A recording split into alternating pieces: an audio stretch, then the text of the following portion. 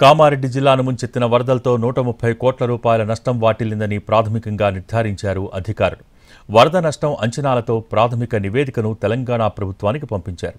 జిల్లాలో 33,000 ఎకరాల్లో పంట నష్టం జరిగినట్టు అంచనాలు ఉన్నాయి.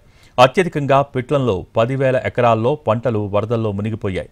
సదాశివనగర్, నాగిరెడ్డిపేట, రాజంపేటలో 1,000 ఎకరాల్లో పంట నష్టం జరిగింది. వరి, ప్రత్తి, సోయా రైతులు తీవ్రంగా నష్టపోయారు.